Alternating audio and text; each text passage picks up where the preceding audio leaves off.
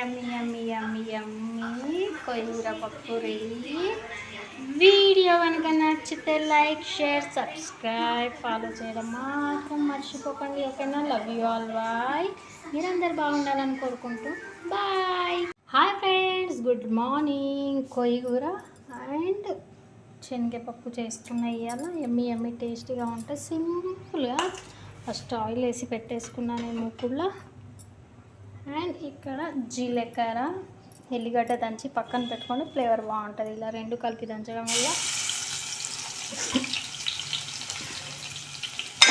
కొద్దిగా ఇది బ్రౌన్ అయినాక ఇప్పుడు దీంతో పాటు ఉల్లిగడ్డ, పచ్చిమిర్చి,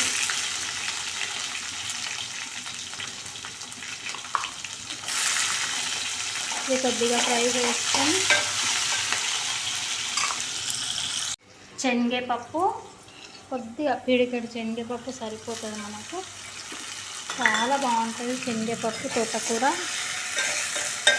ఇది కొద్దిగా ఆయిల్లోనే ఉడికితే మనకు సాఫ్ట్గా అవుతుంది. ఇలా కొద్దిగా ఒక 5 minutes ఉడకనియాలి శనగపప్పుని. ఇట్లా మంచిగా ఫ్రై అయింది కదా. ఇప్పుడు నేను తగినంత పసుపు వేసి ఒక్కసారి కలుపుకొని ఆకుకూర వేసేసుకుందాం. ఇలా నూనెలో ఫ్రై అవ్వడం వల్ల తొందరగా ఉడుకుతుంది శనగపప్పు.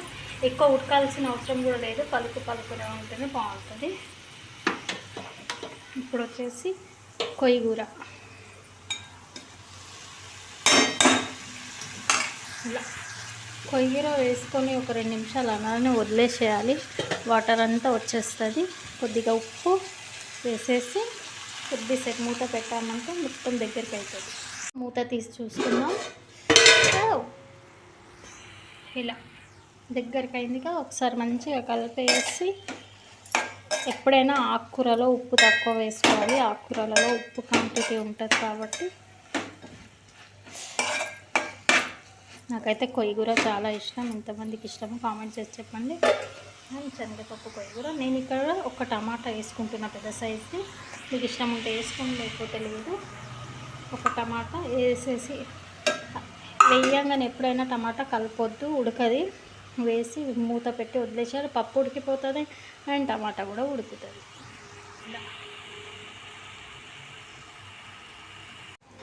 హాయ్ ఫ్రెండ్స్, ఎమ్మి ఎమ్మి తోటకూర పప్పు రెడీ.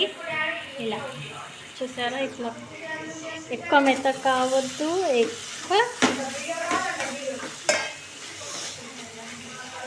నా తోటకూర పప్పు అయితే రెడీ అయిపోయింది. వీడియో కనుక నచ్చితే ఇట్లా పలుకుగానే ఉండాలి. ఓకే.